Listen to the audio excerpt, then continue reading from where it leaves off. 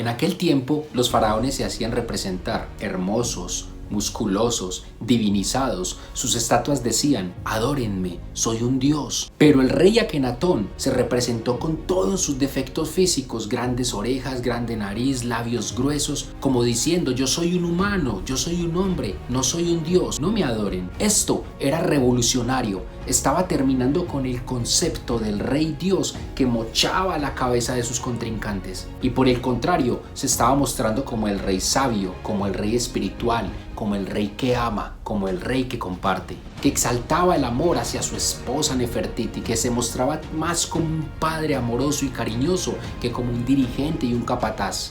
Akenatón implantó el monoteísmo y prohibió de forma radical en todo Egipto el culto a las estatuas, el culto a las imágenes. Él dijo: no hay Dios sino Atón, y con esto se fue en contra de toda la estirpe sacerdotal de Egipto. Aquella estirpe que tenía un control y un poder inmenso, no solamente sobre los pueblos, sino aún sobre los mismos faraones. Aquellos eran realmente los que estaban gobernando detrás del trono. Pero Akenatón, ¿cómo llegó a tomar esta decisión? ¿Cómo llegó a adorar un solo Dios en vez de más de 40 dioses? Se cansó de la corrupción y de la manipulación sacerdotal sobre el pueblo y dijo: se acabó la manipulación sacerdotal.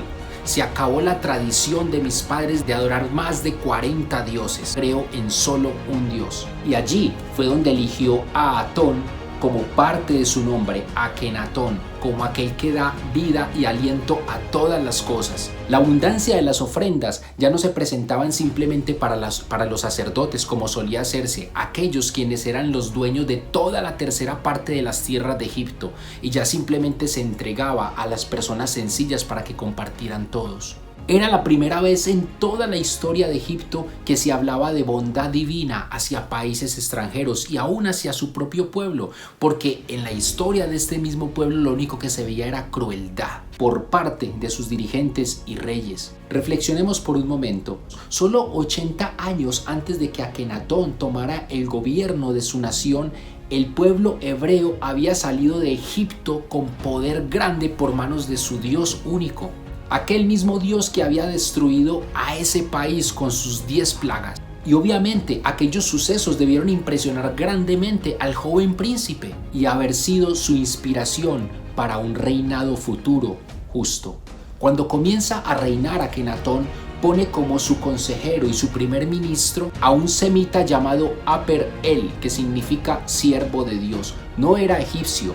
Al igual que Aper-El, recordemos nombres tales como Daniel, Emanuel, Joel, nombres semitas que traducen o terminan con él, que es el diminutivo de Elohim, del Dios único de los semitas, de los hebreos. Akenatón de forma sabia decide poner a un semita como su consejero, al igual que lo hizo en su momento Nabucodonosor con Daniel, al igual que lo hizo en su momento también el mismo rey de Egipto con el mismo José, viendo que todo lo que hacían prosperaba y era un reino de justicia. Akenatón reconoce que por encima de la tradición milenaria religiosa, que por encima de la idolatría, que por encima de los lujos, de los placeres de su reinado, había un Dios único al cual él decide rendirse y servirle.